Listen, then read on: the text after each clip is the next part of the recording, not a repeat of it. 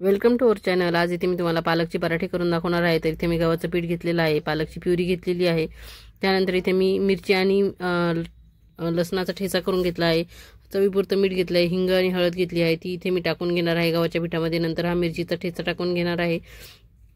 त्यानंतर इथे मी पालकाची प्युरी टाकणार आहे। ही पालकाची प्युरी मी पालक न उकडताच केलेली आहे आणि पालक स्वच्छ 2 पाण्याने धुतला आहे। त्यामध्ये थोडी कोथिंबीर आणि थोडी पुदिन्याची पानं देखील घातलेली आहेत। तर अशा पद्धतीने ही प्युरी मी तयार करून घेतलेली आहे। त्यानंतर इथे चवीपुरतं मीठ टाकून घेणार आहे। तर तुम्हाला इथे हिरवी मिरची जर घालायची नसेल तर तुम्ही लाल तिखट आणि हळद देखील घालू शकतात। तर अशा पद्धतीने व्यवस्थित आधी जेवढी आपली पालकाची प्युरी आहे त्याच्यामध्ये आपली ही सर्व कणिक व्यवस्थित मिक्स करून घ्यायची आहे आणि नंतर जसं जसं आपल्याला थोडं थोडं पाणी टाकून ही कणिक छान घट्ट अशी भिजवायची आहे। खूप जास्त घट्ट नाही, खूप जास्त पातळ नाही, अशा पद्धतीने भिजवायची आहे। आणि कणिक चांगल्या पद्धतीने भिजवून झाल्यानंतर इथे मी तेल टाकून घेतलेलं आहे आणि तेल लावून व्यवस्थित हिला पुन्हा एकदा चांगली भिजवून घेणार आहे आणि एकजीव करून घेणार आहे।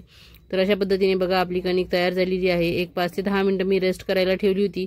त्यानंतर इथे पराठे करायला घेतले आहे। तर रेसिपी साधी सोपीच आहे। ज्यांच्याकडे पालक खाल्ले जात नाही किंवा भाजी खायचा कंटाळा करतात त्यांनी अशा पद्धतीने पालकाचे पराठे करून घरच्यांना खाऊ घातले तर ते आनंदाने आवडीने खातील। तर अशा पद्धतीने बघा मी ही पोळी लाटून घेतलेली आहे आणि मध्ये तेल लावून घेतलं आहे आणि अशा पद्धतीने याची चौकोनी घडी घेतलेली आहे। तर इथे मी पालकचा पॉकेट पराठा करत आहे। तुम्ही याचा ट्रायंगल शेपमध्ये त्रिकोणी पराठा देखील करू शकतात आणि असा पॉकेट करून तुम्ही याच्यामध्ये बटाट्याचं स्टफिंग भरू शकतात, पनीरचं स्टफिंग भरू शकतात, म्हणजे तुमचा हा पालक पनीर पराठा देखील होऊ शकतो। पण मी ते आज साधाच करत आहे।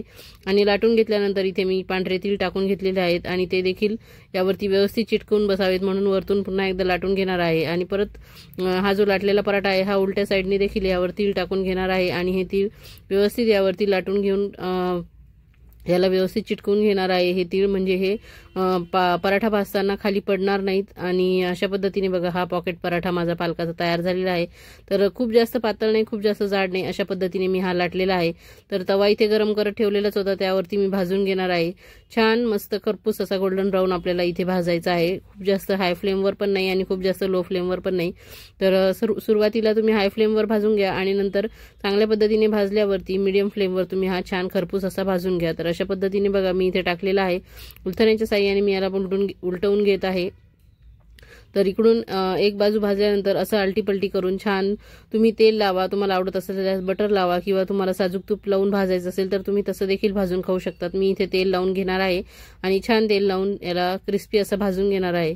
तर अशा पद्धतीने हे पालकचे पॉकेट पराठे तयार करून घ्या। खूप छान लागतात खायला, गरमागरम तव्यावरून काढायचे आणि ताटात मुलांना खायला द्यायचे। तुम्ही हे टोमॅटो केचप, दही किंवा लिंबाचं लोणचं, आंब्याचं लोणचं यासोबत खाऊ शकतात। तर खूप छान लागतात हे चवीला। नक्की माझ्या पद्धतीने तुम्ही ही रेसिपी ट्राय करून बघा। मी इथे सर्व केलेली आहे, तर तुम्हाला कशी वाटली ते नक्की मला कमेंट करून सांगा। आणि मी केलेली आहे त्या पद्धतीने तुम्ही देखील करून बघा। खूप छान असे मऊसूद हे पराठे होतात आणि आतमध्ये बघा तोडून दाखवते तुम्हाला, खूप छान लेअर देखील तयार झालेले आहेत, त्यामुळे खूप मस्त असे हे पराठे लागतात। तर नक्की ट्राय करा आणि चॅनलला लाईक, शेअर, सबस्क्राईब करा। थँक्यू, धन्यवाद।